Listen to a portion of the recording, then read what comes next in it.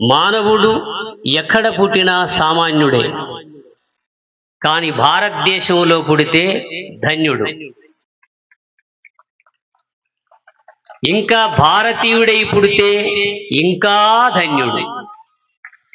భారతీయ సంస్కృతిని అనుసరిస్తూ జీవిస్తే ధన్యాతి ధన్యుడు. ఎందువల్ల మన భారతదేశం వేదభూమి, జ్ఞానభూమి, ధర్మభూమి, కర్మభూమి, ఋషులు యోగులు మునులు అవతరించిన పుణ్యభూమి. దేహ సుఖాలు ఇంద్రియ సుఖాలు పొందాలంటే ఎన్నో దేశాలు ఉన్నాయి, కానీ జ్ఞాన సుఖము, యోగ సుఖము, ఆధ్యాత్మిక జీవన విధానము, పవిత్ర జీవన మనుగడ కొనసాగించాలంటే అది మన భారతదేశంలోనే దొరుకుతుంది, మరెక్కడా దొరకదు. అందువల్ల 3 విషయాలు ప్రతి ఒక్కరు ఆలోచించాల. ఏమిటా 3 విషయాలు? మన వేదాంత శాస్త్రాలు ఏం చెబుతున్నాయి? మన పూర్వీకులైన మహర్షులు ఏ మార్గాన్ని అనుసరించారు? ప్రస్తుతం మనం ఏ మార్గంలో పోతున్నాము? ఈ 3 విషయాలు ప్రతి తల్లి, ప్రతి తండ్రి, ప్రతి యువతి, ప్రతి యువకుడు ఆలోచించాల్సిన సమయం ఆసన్నమైంది. ఎందువల్ల అంటే మన వేదాంత శాస్త్రాలు, భారత, భాగవత, ఇతిహాస పురాణాలు, భగవద్గీత, ఉపనిషత్తులు, బ్రహ్మసూత్రాలు ఏం బోధిస్తున్నాయి? ప్రతి మానవుడు మాధవుడు కావాలని, నరుడు నారాయణుడు కావాలని, జీవుడు దేవుడై జ్ఞానస్వరూపుడై విలసిల్లాలని బోధిస్తూ ఉన్నాయి. మన మహర్షులు కూడా ఆ వేదాంత శాస్త్రముల పట్ల అవగాహన చెంది దాని యందే ప్రయాణం చేశారు. కానీ ప్రస్తుతం మనం ఏ మార్గంలో పోతున్నామో తెలుసా? ఇచ్ఛా మార్గంలో పోతున్నాం, మనకు తోచిన మార్గంలో పోతున్నాం. ఎట్లా అంటే పాశ్చాత్య దేశాల యొక్క అలవాట్లకు గురైపోయి మన సంస్కృతిని, మన సాంప్రదాయాన్ని, మన సనాతన ధర్మాన్ని మనం దాన్ని తగ్గించుకుంటున్నాం. దీనివల్ల వచ్చే అనర్థాలన్నీ ఏమిటో అమ్మాయి ఇంతకుముందు చెప్పింది. చిన్న అమ్మాయి అయినా కూడా పెద్ద మాటలు చెప్పింది. అందువల్ల అంటే హిందూ అనే పదం ఉంది. హిమ్ అంటే హింస, దు అంటే దూరం. హింసకు దూరంగా ఉండి హంసలా జీవించేవాడే హిందువు అని అర్థం. హిమ్ అంటే హింస, దు అంటే దూరం. హింసకు దూరంగా ఉండి అహింసాపరుడై హంసలాగా జీవించేవాడే హిందూ అనబడతాడు. హింస 3 విధాలుగా ఉంటుంది: శారీరక హింస, మానసిక హింస, జీవహింస. దేహాన్ని గాయపరచడం శారీరక హింస, మనస్సును క్షోభపెట్టడం, హృదయాన్ని గాయపరచడం మానసిక హింస. తన జిహ్వ చాపల్యాన్ని తీర్చుకుని కుక్షి నింపుకోవడం కోసం ఒక జీవిని చంపడం, దాన్ని జీవ హింస అంటారు. ఈ విధంగా హింస అనే దాన్ని అంత గొప్పగా చెప్పారు. ఎందువల్ల అంటే ఈ హింసను చేయకుండా హంసలాగా జీవించవలసినటువంటి అవగాహన కలిగించేవే మన వేదాంత శాస్త్రాలు. ఎందువల్ల అంటే మన హిందూ ధర్మంలో ఉన్నటువంటి శాస్త్రాలు కేవలం హిందువులై మాత్రమే కాదు, ప్రతి మానవుడికి అన్వయిస్తాయి. ఇంతకుముందు పుట్టిన వాళ్లకు, గతించిన వాళ్లకు, ఇప్పుడు ఉన్న వాళ్లకు, ఇక రాబోయే వాళ్లకు అందరికీ వర్తించే విధంగానే మన వేదాంత శాస్త్రాలు తెలియజేస్తున్నాయి. అందువల్ల ధర్మం అనే పదానికి నిర్వచనం తెలియగలగాలి. హిందూ ధర్మ సమ్మేళనం. ధర్మం అంటే ఏమిటి? ధరతీతి ధర్మ, ధృంధారణే, ధరింపదగినది ధర్మము. ప్రతి మానవుడు ధరించదగినది. ఈనాడు మానవుడు అన్ని ధరిస్తున్నాడు. దేహానికి కావలసినవి ధరిస్తున్నాడు, మనస్సుకు కావలసినవి ధరిస్తున్నాడు కదా. మనస్సుకేమో లౌకిక విషయాలన్నీ ధరిస్తున్నాడు. దేహానికి, ఉదర పోషణానికి ఏమర్థమో అవన్నీ తగిలించుకుంటున్నాడు. ధరించడం అంటే తగిలించుకోవడం. కానీ మన వేదాంత శాస్త్రాలు అది మాత్రమే చెప్పదు. ఏది ధరిస్తే ఇక ధరించవలసింది లేదు. ఏది పొందితిక పొందవలసింది లేదు, దేన్ని ఆశ్రయిస్తే ఆశ్రయించవలసింది లేదో దాన్ని ధరించమన్నారు. దాన్ని జ్ఞానము అన్నారు. మరి ఈ జ్ఞానం ఎలా లభిస్తుందయ్యా అంటే శ్రద్ధావాన్ లభతే జ్ఞానం, శ్రద్ధావాన్ లభతే జ్ఞానం అన్నారు. శ్రద్ధ వల్ల జ్ఞానం లభిస్తుంది. ఈనాడు మానవులకు లౌకిక విషయాల పట్ల శ్రద్ధ, దేహ సుఖాల పట్ల శ్రద్ధ, బాహ్య విషయాలంటే చెవి కోసుకుంటాడు, రాజకీయం పట్ల శ్రద్ధ, అన్నిటి పట్ల శ్రద్ధ, కానీ ఆధ్యాత్మికం పట్ల అశ్రద్ధ, శ్రద్ధ లేదు. అందుకే రామకృష్ణ పరమహంస అంటాడు, ఈగలు దోమలు అన్ని పదార్థాల మీద వాళ్తాయట. ఈగలు దోమలు అన్ని పదార్థాల మీద వాలుతాయి, కానీ నిప్పు మీద మాత్రం వాలవు. కారణం కాలిపోతాయన్న భయం. అట్లాగే మన మానవుల యొక్క మనస్సు బుద్ధి అన్ని విషయాల యందు ప్రవేశిస్తుంది, కానీ ఆధ్యాత్మిక విషయంలో మాత్రం ప్రవేశించదు. కారణం సత్య మార్గానికి అసత్య మార్గానికి దూరం కావాలా, సత్య మార్గంలో పయనించాలా, అబద్ధాలకు దూరం కావాలా, అబద్ధం ఆడకుండా ఉండాలా, చెడలవాట్లకు దూరంగా ఉండాలా, ఇవన్నీ పోగొట్టుకోవాలి కదా. ఇన్నిటిని దూరం చేసుకునే బదులు ఆ మహాత్ముడు చెప్పే మాటలకు దూరంగా ఉంటే అయిపోద్ది కదా. అదే మా ఆశ్రమానికి వస్తారు, స్వామి అన్నీ వదలవంటున్నారు కదా, అందుకే మేము అప్పుడప్పుడు సత్సంగాన్ని వదులుకుంటున్నాం అంటాడు. అన్ని వదిలితే మోక్షం అంటున్నారు కదా మీరే, అందుకే సత్సంగాన్ని వదులుకుంటున్నాం స్వామి. వినడం కూడా ఒక శ్రమే కదా, చదవడం కూడా ఒక శ్రమే కదా అంట. వినడము చదవడము శ్రమ అయినప్పటికీ అది మన సంస్కృతిని, సాంప్రదాయాన్ని, మన సూక్ష్మ శరీరాన్ని బాగు చేస్తుంది. ఈనాడు మానవుడు పైన కడుపు కనిపిస్తున్నట్టుగా తేటగా లోన లేడు, పైన తేటగా కనిపిస్తున్నట్టుగా లోన లేడు. ఎందువల్ల? లోన ఉన్నది మనస్సు, బుద్ధి, తెలివి. మనస్సు వక్రిస్తుంది, బుద్ధి వక్రిస్తుంది, అన్నిటినీ వక్రించే మార్గమే తెలుసుకుంటున్నాడు, కానీ సక్రమంగా పోయే మార్గాన్ని తెలుసుకోలేకపోతున్నాడు. ఎందువల్ల అంటే అతఃసర్వానర్థ హేతు ఆత్మజ్ఞానం అవబోధయేవ. అన్ని అనర్థములకు కారణము ఆధ్యాత్మిక జ్ఞానం లోపించడమే అన్నారు మహాత్ములు.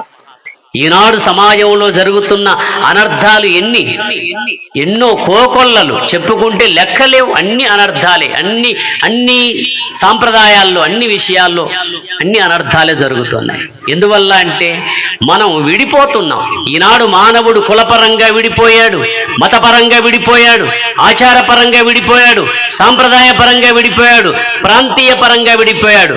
అన్ని విధాలా విడిపోవడమే తెలుసుకుంటున్నాడు, కానీ మరి ఏ విధంగా కలుసుకుందాం, ఏ విధంగా ఐక్యమవుతాం అన్న ఆలోచనే లేదు. ఎట్లా అంటే కత్తెర వేరు చేస్తుందండి, అది బంగారు కత్తెరైనా సరే వేరు చేయడమే దానికి తెలుసు. సూది ఏకం చేస్తుంది, ఎంత చిన్నదైనా సూది ఏకం చేస్తుంది, కానీ కత్తెర వేరు చేస్తుంది. మనం కత్తెరలాగా మారుతున్నామే కానీ సూదిలా మారలేకపోతున్నాం. కారణం ఆ చిన్న జ్ఞానాన్ని సంపాదించుకొని ఆ జ్ఞాన మార్గంలో పయనించలేకపోతున్నాం. దీన్ని బట్టి ఆలోచిస్తే మనం పరధర్మాన్ని ఆశ్రయిస్తున్నాం కదా.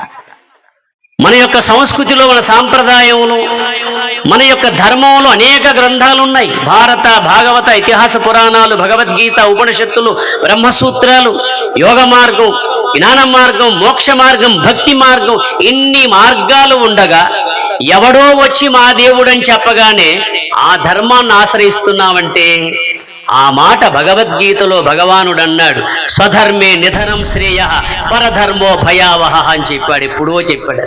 భగవద్గీత ఇప్పటిదా? ఎప్పటిదో కదా. ఈనాడు ప్రతి క్రైస్తవునికి తన మత గ్రంథం తెలుసు, ప్రతి మహమ్మదీయునికి తన మత గ్రంథం తెలుసు, ప్రతి హిందువుకు భగవద్గీత తెలియదు. నిజమా కాదా? ఒప్పుకోరు మన వాళ్ళు, తప్పు ఒప్పుకోరు. ఎందుకంటే నామోసి. ప్రతి ఇంట్లో కలిపురుషుడు ఉన్నాడు. ప్రతి వాడి జేబులో, ప్రతి ఒక్కని జేబులో ఇప్పుడు ఏముంది తెలుసా? కర్ణపిశాచం ఉంది. ఈ కర్ణపిశాచాలకు వశమై కలిపురుషుడనే టీవీకి వశమై ఆ టీవీలో చూసిన అన్ని జీవితంలో ఆచరిస్తూ ఉన్నాం. మరి ఆ టీవీలో కొన్ని మంచివి కూడా వస్తాయి సుమా, మహాత్ములు దర్శనమిస్తారు కదా, అవి చూసి మన జీవితాన్ని సరిదిద్దుకోవాలి కదా. రైల్వే స్టేషన్లో కానీ బస్ స్టేషన్లో కానీ పెద్ద గడియారాన్ని చూసి మన చేతికున్న చిన్న గడియారాలు సరి చేసుకున్నట్లుగా మహాత్ములను చూచి మహాత్ములు చెప్పే అటువంటి విధి విధానాన్ని అనుసరించి మన జీవితాన్ని సవరించుకోవాలి. తస్మాత్ జాగ్రత్త జాగ్రత్త. ఎందువల్ల అంటే తెల్లవాడు భారతదేశం నుండి పోయాడు, కానీ భారతీయుల హృదయంలో ఉన్నాడు. వాడు భౌతికంగా పోయాడు, కానీ ఆంతరికంగా ఉన్నాడు. వాడు స్థూలంగా పోయాడు, కానీ సూక్ష్మంగా మాత్రం ఉన్నాడు. వాడి అలవాట్లు, వాడి భాష, వాడి వేషం మొత్తం రాజ్యమేలుతూ ఉంది. ఈ విధంగా ఉన్నంతకాలం మన సంస్కృతి, మన సాంప్రదాయం అది తగ్గించబడుతుంది. తెల్లవాడు ఈ దేశానికి వచ్చినప్పుడు మన భారతీయులలో రెండు గమనించాడు వాడు. ఏమిటా రెండు? ఈ భారతీయులకు బుద్ధి బలము ఉన్నది, కండబలము ఉన్నది. వీళ్ళకు కండబలం ఎక్కడి నుంచి వచ్చిందా వాడు ఆలోచించాడు. వీళ్ళు తినే ఆహారము సారవంతమైనది, వీళ్ళ నేల సారవంతమైనది. ఆ సారవంతమైన నేల నుండి పండిన ఆహారం వీళ్లకు కండబలాన్ని ఇస్తుంది. అట్లాగే భారతీయులకు బుద్ధి బలము ఉంది. ఈ బుద్ధి బలం ఎక్కడి నుంచి వస్తుంది? వీళ్ళ పురాణాల నుండి, వీళ్ళ ఇతిహాసాల నుండి, వీళ్ళ మహాత్ములు చెప్పినటువంటి బోధల వల్ల వీళ్లకు బుద్ధి బలము ఉన్నది. ఈ రెండు బలాలు దెబ్బతీయాలని వాడు యోచించాడు కదా. మన బుద్ధి బలాన్ని దెబ్బతీయడానికి వాడు కాన్వెంట్ చదువులు ఈ లోకంలో మన దేశంలో పెట్టాడు. మన దేహ బలాన్ని దెబ్బతీయడందుకు మన భూమిని రసాయనాలతో మనం నింపేశాం. ఇప్పుడు తింటున్న ఆహారము బలాన్ని ఇవ్వడం లేదు. వృద్ధాప్యాన్ని తొందరగా ఇస్తుంది. కళ్ళు తొందరగా పోతున్నాయి, చెవులు తొందరగా పోతున్నాయి, పళ్ళు తొందరగా రాలిపోతున్నాయి కదా. మనం తినే ఆహారం అంత రసాయనికంగా చేసుకున్నాం మనం. అట్లాగే మన భాషను, మన యొక్క విధి విధానాన్ని కూడా వాడు దెబ్బతీయాలంటే వాడు కాన్వెంట్ చదువులు, ఇంగ్లీష్ చదువులు ప్రవేశపెట్టాడు. మాట వరుసకు అంటున్నాం మనం దేశ భాషలందు తెలుగు లెస్స అని అంటూనే మనం ఏం చేశాం? తెలుగు లెస్స అంటూనే దాన్ని లెస్ చేసి పారేశాం. తెలుగు లెస్స అంటూనే ఏం చేశాం? మనం లెస్ చేశాం. లెస్ అంటే తీసేశాం. ఇది మన తెలివి తక్కువతనమా, తెలివిగలతనమా? భాగవతంలో పోతనామాత్యుడు ఎప్పుడో చెప్పాడు. కంటిరే మన వారు ఘనులు గృహస్థులై విఫలులై గైకొన్న వెర్రితనము భద్రాదులై ఉండి ఊరకపాయరు సంసార పద్ధతి పట్టుబడిరి కలయోనులందెల్ల గర్భాద్యవస్థలై పురుషుండు దేహియై పుట్టుచుండు తన్నెరుంగడు కర్మతంత్రుడై కడపట ముట్టడు భవశతములకునైన దీన కీర్తి లేదు, దివ్య శుభము లేదు. జగతి పుట్టి చచ్చి పొరల నేల మనకు పుట్టని చావని త్రోవ వెదికి కొనుట దొడ్డ బుద్ధి అన్నాడు. ప్రహ్లాదుడు చెప్పిన మాట ఇది. అందరిలో బుద్ధి ఉంది, కానీ ఆ బుద్ధి జ్ఞానవంతంగా ఉంటే బాగుంటుంది కదా. మల నిర్మోచనం పుంసాం జలస్నానం దినే సకృద్గీతాంభసి స్నానం సంసార మలనాశనం. మానవుడు దేహమాలిన్యాన్ని పోగొట్టుకోవాలంటే జలంతో స్నానం చేయాల, కానీ మనోమాలిన్యం, హృదయ మాలిన్యం పోగొట్టుకోవాలంటే జ్ఞాన స్నానమే చెయ్యాలా, మరో మార్గమే లేదు. కంసాలి వాడు బంగారంలోని మాలిన్యం తీయాలంటే ఏం చేస్తాడు? దాన్ని తోముతాడా, కడుగుతాడా? దాన్ని తేజాబులో ముంచి కుంపట్లో వేసి పుటం పెడితే అందులో ఉన్న మాలిన్యం పోతుంది, మరో విధంగా పోయే అవకాశం లేదు. అట్లాగే మన భారతీయులలో ఉన్నటువంటి అజ్ఞాన జనిత అవిద్యా సంబంధమైనటువంటి ఈ మాలిన్యం తొలగాలంటే, తమ హృదయగతంగా ఉన్నటువంటి మాలిన్యం తొలగాలంటే జ్ఞానమే శరణ్యం, శ్రవణమే శరణ్యం. అది హరిమయము విశ్వమంతయు హరి విశ్వమయుండు సంశయము పని లేదు. ఆ హరిమయము గాని ద్రవ్యము పరమాణువు లేదు. వంశ పావన వింటే ఇందుగలడందులేడని సందేహము వలదు. చక్రి సర్వోపగతున్ ఎందెందు వెదకి చూచిన అందందే గలడు దానవాగ్రణి వింటే అన్నాడు. ఈ వింటే అనే పదం ఎందుకు వాడాడు పోతనామాత్యుడు? మన వేదాంత గ్రంథాలు వింటేనే భగవంతుడంటే ఏమిటో తెలుస్తుంది, భక్తి అంటే ఏమిటో తెలుస్తుంది, జ్ఞానం అంటే ఏమిటో తెలుస్తుంది, మోక్షం అంటే ఏమిటో తెలుస్తుంది. వినకపోతే తెలిసే అవకాశమే లేదు. నాణ్య పంథ విద్యతే అయనాయ. మరో మార్గమే లేదని చెప్తుంది వేదమాత. అందువల్ల శ్రవణజన్య జ్ఞానము ద్వారానే మానవుడి యొక్క మాలిన్యం తొలగిపోతుంది. ఎందువల్ల అంటే మానవుడు మాధవుడు కావాలని వేదమాత చెబుతుంది, కానీ మానవుడు దానవుడు అవుతున్నాడు. నరుడు నారాయణుడు కావాలని చెబుతుంది వేదమాత, పిలుస్తుంది, కానీ నరుడు వానరుడవుతున్నాడు. జీవుడు దేవుడై జ్ఞానవంతుడై ప్రకాశించాలని చెబుతుంది వేదమాత, కానీ జీవుడు జీవుడుగానే అవిద్యాబద్ధుడై అజ్ఞానలోలుడై ఉన్నాడు. ఈ అజ్ఞానం ఎంతకాలమైతే మనలో తాండవిస్తుందో మనం ఒకరి ప్రలోభాలకు లొంగిపోతాం, మనలో ఉన్న అస్తిత్వాన్ని కోల్పోతాం. ఇప్పటికైనా కళ్ళు తెరవాల, కళ్ళు తెరవాల్సిన అవసరం వచ్చింది ఇప్పుడు. తెల్లవాడు ఒకప్పుడు వ్యాపారం నిమిత్తం మన దేశం వచ్చాడు. 100 ఏళ్లు పరిపాలించి ఎంతో మంది మహాత్ముల బలిదానం కొన్న తర్వాతనే మనకి ఈ స్వాతంత్ర్యం లభించింది. మళ్ళీ ఇప్పుడు వాడు బైబిల్ రూపంలో, భక్తి రూపంలో వస్తున్నాడు. మనం గమనించాల్సిన అవసరం ఉంది సుమా. ఇంకా నిద్రపోయామనుకో, ఈ అవిద్యాబద్ధులమై నిద్రపోతే పెద్ద ప్రమాదం ముంచి ఉంది. అందుకే ఈ ధర్మం అనేది అన్ని విధాలుగా చెప్పింది. అందుకే భగవద్గీత ధర్మ శబ్దంతో ప్రారంభమవుతుంది. ధర్మక్షేత్రే కురుక్షేత్రే సమవేత యుజుత్సవ మామకా పాండవాశ్చైవ కిం అకుర్వత సంజయ అని గుడ్డిరాజు అడిగిన ప్రశ్న ఇది. ఓ సంజయ, ధర్మక్షేత్రమైన కురుక్షేత్రమునందు నా కుమారులు పాండురాజు కుమారులు కలిసి ఏమి చేసిరి అన్నాడు. వాడు నా వాళ్ళు అన్నాడు. నా వాళ్ళు అన్నప్పుడు మమకారం, వాళ్ళు అన్నప్పుడు అహంకారం. ఈ నాది మాదే అహంకార మమకారాలే మానవుణ్ణి బంధిస్తాయి. మనము అనుకుంటే, మనది అనుకుంటే మన తిరిగి అడిగిరాడు. ఈ విధంగా మనం ఇక్కడ ఉన్నటువంటి జన సమూహంగా మనం ఎల్ల వేళలా కలిసి ఉంటే మన జోలికి ఎవడైనా వస్తాడా చెప్పండి? వస్తాడా? ఇదే విధంగా గనక మనం కలిసి ఉంటే, ఒకే విధంగా ఉంటే మన జోలికి ఎవడు రాడు. మన సంస్కృతి, మన సాంప్రదాయాన్ని, మన సనాతన ధర్మాన్ని ఎవడు కించపరిచేటువంటి ధైర్యం వాడికి ఉండదు. అందువల్ల ఒకటి బాగా గమనించాలి, ఎక్కడి వాళ్ళు అక్కడే సత్సంగాలు జరుపుకోవాలి, ఎక్కడి వాళ్ళు అక్కడే భగవద్గీత ప్రచారం చేయాలి, ఎక్కడి వాళ్ళు అక్కడే వాళ్ళు గీతా మందిరాలు నెలకొల్పుకోవాలి.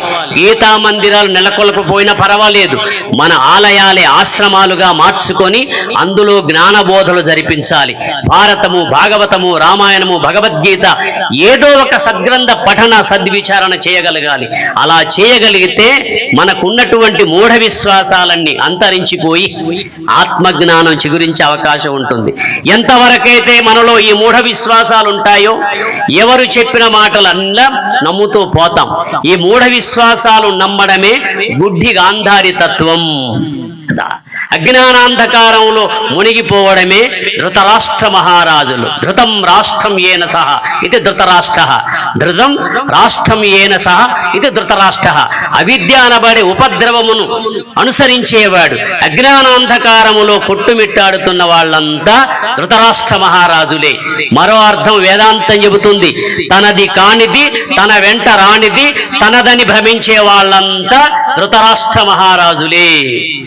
మళ్ళీ చెబుతా వినండి, తనది కానిది, తన వెంట రానిది తనదని భ్రమించే వాళ్ళంతా ఎవరు? ధృతరాష్ట్ర మహారాజులు. ఈ లోకంలో ఏదీ నీది కాదు, నీ దేహమే నీది కాదు, నీ ప్రాణమే నీది కాదు.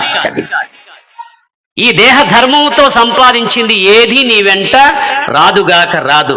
నీవు పొందినటువంటి జ్ఞానమో అజ్ఞానమో ఈ రెండు మాత్రమే వస్తాయి. మానవుడు సంపాదించుకున్న పుణ్యమో పాపమో ఈ మూటలు మాత్రమే మన వెంట వస్తాయి.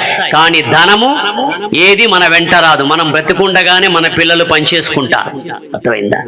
దీన్ని బట్టి ఆలోచిస్తే మానవుడు ఏం సంపాదించుకోవాలా, తన సంతతికి కూడా ఏమి ఇవ్వాలా?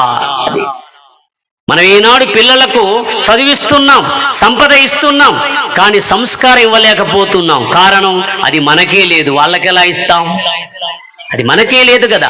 మన వేదాంత శాస్త్రాల్లో ఉన్న జ్ఞానం మనకు తెలియదు. మన గుళ్ళో చదువుతున్నటువంటి వేద మంత్రాల యొక్క అర్థం మనకే తెలియదు. ఒక పంచాక్షరికి, ఒక అష్టాక్షరికి, ఒక గాయత్రి మంత్రానికి, ఒక గురు మంత్రానికి సవ్యంగా దివ్యంగా సరి అయిన అర్థం తెలియకుండా మనం ఉన్నాం. ఉన్నాం గనకనే ఎదుటివాడు వేలెత్తి చూపుతున్నా మనం మౌనం వహిస్తున్నాం. ద్రౌపదికి అంతమంది భర్తలా, శ్రీకృష్ణుడికి ఇంతమంది భార్యలా అని వాడు దుమ్మెత్తి పోస్తా ఉన్నా కూడా మనం వెర్రి వెంగలప్పలాగా అలాగే చూస్తున్నాం. కారణం, మనకు ఆ రహస్యాలు తెలియవు. శ్రీకృష్ణుడికి అంతమంది భార్యలంటే ఏమిటో వేదాంతపరంగా చెప్పుకోవాలి. ద్రౌపదికి అంతమంది భర్తలంటే వేదాంతపరంగా చెప్పుకుంటే అర్థమవుతుంది. భౌతికంగా చూస్తే అది వికారానికి దారి తీస్తుంది. అది అందువల్ల మన సంస్కృతి, మన సాంప్రదాయం, మన సనాతన ధర్మం జీవుణ్ణి దేవునిగా మార్చాలన్నదే ఆ వేదమాత యొక్క ఆకృతి, అది వేదమాత యొక్క ఆక్రోశం, అది తలపిస్తూ ఉంటుంది. అందుకే గీతా మహత్యంలో భూమాత అంటుంది, ఈ భూమాతకు ఎవరయ్యా భారం అంటే పాపాత్ములంతా భారమే. ఎవరయ్యా పాపాత్ములంటే అసూయతేతి అసురః, అసూన్ ప్రాణాన్ గృహతేతి అసురః. అది ప్రాణములను తీయువారు, తన ఇష్టమును నెరవేర్చుకునే కొరకు ఎదుటివాని ప్రాణమునైనా తీసేవాళ్ళంతా అసురులు, అసుర స్వభావాలు. భగవద్గీతలో 16వ అధ్యాయం దైవాసుర సంపద్ విభాగ యోగం. ఈ దైవాసుర సంపద్ విభాగంలో దేవతలు ఎలా ఉంటారు, రాక్షసులు ఎలా ఉంటారు, దేవతలు ఏ మార్గంలో పయనించి ఏ స్థితిని పొందుతారు, రాక్షసులు ఏ మార్గంలో పయనించి ఏ స్థితిని పొందుతారు అన్న విషయము వర్ణిస్తుంది. అందుకోసం అసూయ గలవాళ్లే అసురులు. అసూయతేతి అసురః. అసూయ అంటే ఓర్వనితనం. ఎదుటివాడు పచ్చగా ఉంటే మనకు నిద్ర పట్టదు, ఎదుటివాడు సుఖంగా ఉంటే మనకు నిద్ర పట్టదు, వాడే దుర్యోధనుడు. పాండవుల యొక్క సుఖాన్ని ఓర్వలేక వారికి నిద్ర పట్టదు. చూడండి, అందువల్ల దుర్యోధనుడు అంటే ఎవడో కాదు, నీది నాదే, నాది నాదే అనగా నీ సొత్తు నాదే, నా సొత్తు నాదే, దిక్కున్న చోట చెప్పుకోపో అని ధిక్కరించే వాళ్ళంతా దుర్యోధనులే. తల్లిని తల్లిగా, చెల్లిని చెల్లిగా, ఒక స్త్రీలో తన చెల్లిని తన తల్లిని చూడని వాళ్ళు, దూషించే వాళ్ళంతా దుశ్శాసనులే. శ్రమించకుండా సుఖించే వాళ్ళంతా బకాసురులే. బాగా గుర్తుపెట్టుకోండి మాటలన్నీ. శ్రమించకుండా సుఖించే వాళ్ళంతా బకాసురులే. అది ఈనాడు లేదు, సుఖించడం నేర్చుకున్నాడు మానవుడు. ఒకరిని లాక్కోవడమే, బలవత్తరంగా లాక్కొని చేయడమే. దీన్నే బకాసురత్వం అంటారు. ఆనాడు మహాభారతంలో ఒక్కడే బకాసురుడు ఉన్నాడు. ఈనాడు సమాజంలో అడుగడుగున బకాసురులే. ఆనాడు ఒక్కడే ఉన్నాడు దుర్యోధనుడు, ఈనాడు అడుగడుగున దుర్యోధనులే. ఆనాడు ఒక్కడే ఉన్నాడు దుశ్శాసనుడు మహాభారతంలో, ఈనాడు అడుగడుగున దుశ్శాసనులే ఉన్నారు. ఈ దుశ్శాసనులు, ఈ దుర్యోధనులు, ఈ బకాసురులు ఉన్నంత కాలం మన భారతదేశం ఎలా బాగుపడుతుంది, మన ధర్మం ఏ విధంగా సంరక్షింపబడుతుంది చెప్పండి. నేను మీకు ఇప్పుడు వేదాంతం చెప్పడం లేదు, కేవలం హెచ్చరిక మాటలు మాత్రమే చెప్పి పోవడానికి వచ్చాను. ఎందుకంటే ఇప్పటికైనా మనం కళ్ళు తెరవకపోతే మన సంస్కృతిని, సాంప్రదాయాన్ని ఎవ్వరూ రక్షించలేరుగాక రక్షించరు. చివరికి ఒక మాట చెబుతాను, యద్యదా చరతి శ్రేష్ఠ తత్తదేవే తరోజన సయత్ ప్రమాణం కురుతే లోకస్థతనువర్తతే. యద్యదా చరతి శ్రేష్ఠ తత్తదేవే తరోజన సయత్ ప్రమాణం కురుతే లోకస్థతనువర్తతే. 3వ అధ్యాయంలో 21వ శ్లోకం చెబుతుంది. ఈ శ్లోకం ప్రతి ఒక్కరూ లామినేషన్ చేసి పెట్టుకోవాలి ఇంట్లో, వట్టికి కాదు. అదే శ్రేష్ఠులైన వాళ్ళు, పెద్దలు ఏ మార్గాన్ని అనుసరిస్తారో తరువాతి తరం అదే మార్గాన్ని అనుసరిస్తారు అని ఉంది. ఆ శ్లోకార్థం మన వైపు తిప్పుకొని ప్రవర్తించితే మనం ఏ మార్గంలో పోతామో మన తరువాతి తరం అదే మార్గంలో పోతుంది. మనం మూఢ విశ్వాసాల్లో పయనిస్తూ, మనం జీవహింస చేస్తూ, మనము అజ్ఞానాంధకారంలో కొట్టుమిట్టాడుతూ ఉంటే మన తరువాతి తరం కూడా అదే మార్గంలో పోతుంది. మనం జ్ఞానవంతులమై, మనము విజ్ఞానవంతులమై, మనం ఆత్మజ్ఞాన స్వరూపులమై మహాత్ములు చూపిన మార్గంలో మనం పయనిస్తే మన తరువాతి తరం కూడా అదే మార్గంలో పయనిస్తుంది. అందువల్ల ఒకటి బాగా గుర్తుపెట్టుకోండి, ఈనాడు ప్రతి క్రైస్తవుడు తన మత గ్రంథాన్ని నేర్పిస్తున్నాడు పిల్లలకు, ప్రతి మహమ్మదీయుడు తన మత గ్రంథాన్ని నేర్పిస్తున్నాడు. మరి మన పిల్లలకు మనం ఏమి నేర్పిస్తున్నామయ్యా కదా? ప్రతి చర్చిలో వాళ్ళ మత గ్రంథం పఠనం చేయబడుతుంది. ప్రతి మస్జిద్దులో వాళ్ళ మత గ్రంథం ప్రపంచం చేయబడుతుంది. ప్రతి ఆలయంలో మనం ఏమైనా చేస్తున్నామా? లేదే. కేవలం తీర్థ ప్రసాదాలు మాత్రమే ఇస్తున్నాం. ఇంకో విషయం, అర్చకులు అన్యదా భావించొద్దు. నేను ఒక విషయం చెబుతాను, ఎందుకంటే సత్యం చెప్పడం నా ధర్మం. మన దేవాలయాల్లో ఇప్పుడు మూడే పనులు జరుగుతున్నాయి. అది ఎప్పుడో చుక్క దిగి పడినట్టుగా వస్తాడు భక్తుడు టెంకాయ పట్టుకొని. వాడి తొందర ఏమిటంటే ఎప్పుడు టెంకాయ కొడతాడు పూజారి, నా చిప్ప నాకు ఇస్తాడని వీడు తొందర. ఇక ఆలయ ధర్మకర్తలు ఉన్నారే, అయ్యా మీ కానుకలు ఉండిలో మాత్రమే వేయండి, ఆలయ అభివృద్ధికి ఉపయోగపడతాయని వాళ్ళ యొక్క అభిమానం. ఇక పూజారి ఏం చేస్తాడు తెలుసా? తన ఆరతి పళ్ళెం దూచుకుంటాడు, ఎవరు నాకు 10 వేస్తున్నారా అని. ఇవే జరుగుతున్నాయి తప్ప మన ఆలయాల్లో మనం సద్గ్రంథ పఠన చేస్తున్నామా? సద్విచారణ చేస్తున్నామా? కనీసం పర్వదినాలైనప్పుడైనా కూడా మన దేవాలయాల్లో పురాణ శ్రవణం చేస్తున్నామా? అలా చేయగలిగితేనే మన సంస్కృతి సాంప్రదాయం సంరక్షింపబడుతుంది. మన దేవాలయాల్లో ఈ సద్గ్రంథ పఠన జరగాలి. భారతం చదివించాలి, రామాయణం చదివించాలి, భాగవతం చదివించాలి, భగవద్గీత నేర్పించాలి. పిల్లలను సంస్కారవంతులుగా తీర్చిదిద్దగలగాలి. అప్పుడు మాత్రమే మనము మన పిల్లలని, మన యొక్క దేశాన్ని అగ్రస్థానంలో నిలపగలం. ఈ విషయంలో తల్లులదే మొదటి స్థానంగా ఉండాలండి. తల్లులదే. ఎందుకంటే వేదమాత కూడా మాతృదేవో భవ అన్న తర్వాతనే పితృదేవో భవ అన్నారు. మీరు చూడండి, భూమాత అంటారు, గోమాత అంటారు, గీతామాత అంటారు, ఉపనిషద్ మాత అంటారు, వేదమాత అంటారు, వేద పిత అంటారు. ఎవడన్నా అమ్మ నాన్న అంటారు, పార్వతీ పరమేశ్వరులు అంటారు, సీతారాములు అంటారు. ఎక్కడ అమ్మ ముందే చూడండి, అమ్మగారు ముందుంటుంది కదా. అమ్మగారికి అగ్రస్థానం ఇవ్వడం కారణం ఏమిటి? అమ్మ ఒడిలో సంస్కరింపబడిన వాడే, మాతృఒడిలో సంస్కరింపబడ్డవాడే పరమాత్మ స్వరూపాన్ని పొందగలడు. మనకు దేవీ నవరాత్రులు వచ్చి ఇదే సందేశాన్ని ఇస్తున్నాయి. నాయనా, అమ్మ ఒడిలో సంస్కరింపబడితే నాయన అనుగ్రహిస్తాడని చెబుతుంది. ఎట్లా అంటే మీకు చిన్న ఉపమానం చెప్తాను, 2 నిమిషాలు. ఒకడు అడవిలో కొమ్మ కొడుతూ ఉన్నాడు. ఆ కొమ్మ ఎలా కొడుతున్నాడంటే వాడు కొస కూర్చొని మొదలు కొడుతున్నాడు, చివరి కూర్చొని మొదలు కొడుతున్నాడు. అలా కొడుతున్న సమయంలో ఆ గగన వీధుల్లో, ఇది శివపురాణంలో ఉంటుంది సుమా, ఆ గగన వీధుల్లో పార్వతీ పరమేశ్వరులు పయనిస్తున్నారు. అప్పుడు అమ్మగారు చూసింది పార్వతి, స్వామి స్వామి, ఆ పిల్లవాడు తెలియక చివరి కూర్చొని మొదలు కొడుతున్నాడు, వాడి బుద్ధి అటు తిప్పు అని చెప్పింది. అదే అయితే పరమశివుడు అన్నాడు, దేవి నీకు తెలియదు, ఈ కలియుగ మానవుల యొక్క తెలివి చాలా మెండు.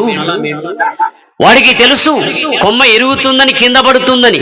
అయితే వాడేమనుకుంటున్నాడు, ఇది ఇరిగే లోపు ఎగిరి పట్టుకోలేకపోతానా అని కొడుతున్నాడు, కొట్టని అంటాడు. అప్పుడు తల్లి హృదయం తట్టుకోలేక, స్వామి పోని, వాడి బుద్ధి అటు తిప్పు అంటుంది. సరే దేవి, నువ్వు ఇంతగా అంటున్నావు గనక వాడు కొమ్మ కొట్టి కొట్టి కింద పడితే, అమ్మ అంటే నువ్వు పోయి కాపాడు, అయ్యా అంటే నేను పోయి కాపాడుతానన్నాడు. వాడు అమ్మ అనలా, అయ్యా అనలా, కొట్టాడు కింద పడ్డాడు, సత్యాన్రో అన్నాడు, పోనే పోయాడు. ఏమిటిది? యద్భావం తద్భవతి కదా. మతి ఎంతో గతి అంతా.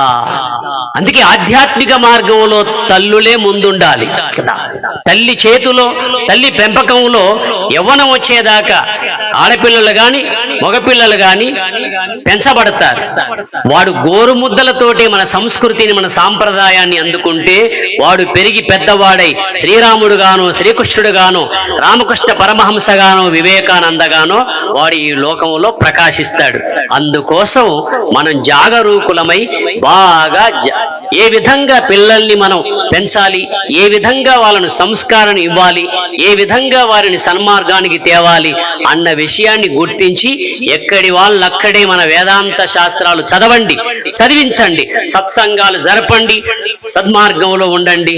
ఆ సన్మార్గమే మనల్ని సద్గతిని పొందింపజేస్తుంది. అట్టి స్థితి సద్గురునాథుడు సర్వేశ్వరుడు మీ అందరికీ కలిగించుగాక అని కోరుతూ తదీశ్వరుణ్ణి ప్రార్థిస్తూ హరి ఓం తత్సత్.